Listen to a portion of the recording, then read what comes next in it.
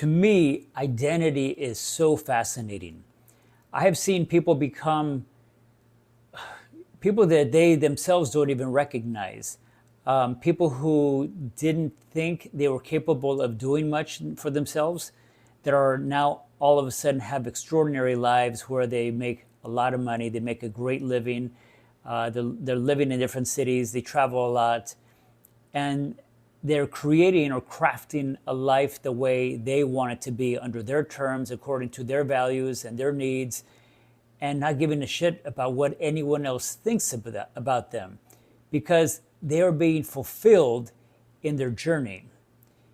But prior to that, a lot of people, the people that I used to coach or would coach, I should say, they could not imagine themselves having that kind of life. So they transformed themselves into a completely different person. They went from, again, a person that they would fight for their limitations and would allow the story that's being played out in their head again and again and again to dictate how they should live. We call this a paradigm. Your paradigm is the, what I want to say, the basically the recording in your head that's telling you who and what you are, and basically your environment will mirror that back to you. I used to believe that in order to change your identity, you first had to first know who you are currently, and know what it is you want to become, the kind of person you want to become. Know what the lifestyle, the style that you want to have. Where do you want to live? Who do you want your partner to be? What is it, the thing that you need to do? But then I got to thinking about a few instances.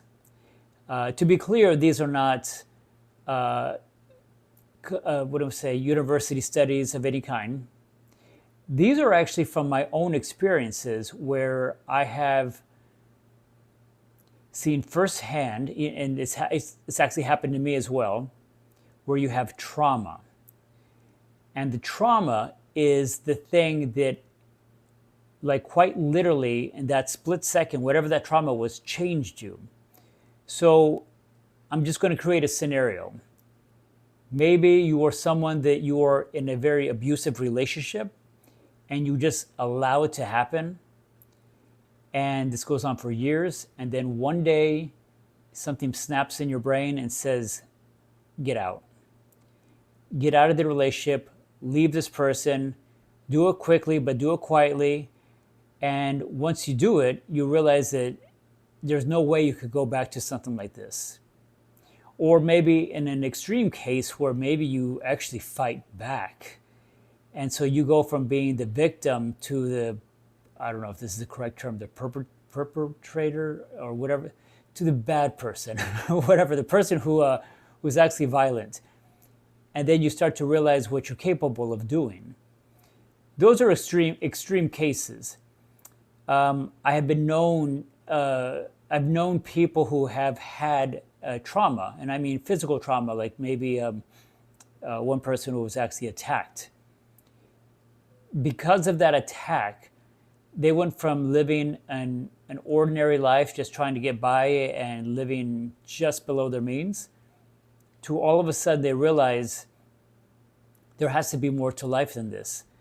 And they don't care about what might happen to them along the way. The only thing they know is, I just survived something that could have killed me, and now I don't give a shit what happens to me now. I'm going to live my life exactly the way I want to live it. And yeah, I don't care what the voices in my head say. I don't care what people around me say. I don't care what my environment says. I'm going to craft my life the way I want to live it. So that's where I'm kind of at a sort of a crossroads. I still coach the way I have always done it, and that is figure out, where they're at, where they want to be, and then or I should say, they will, with my help, they will create the path in order to become the person that they need to become. This still works. It still works. but it takes a little while. So I guess my question to myself is, how can a person shift their identity overnight for the better? How can a person go from having one paradigm or one insight around what they believe themselves to be, and then all of a sudden, overnight or in a split second, they have a completely new way of looking at themselves with no fear, uninhibited, with audacity, and they just live their lives exactly they want to live them, according to their values and their needs. How does that happen? I don't know.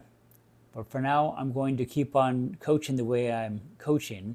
And until I figure that out, I'll let you know.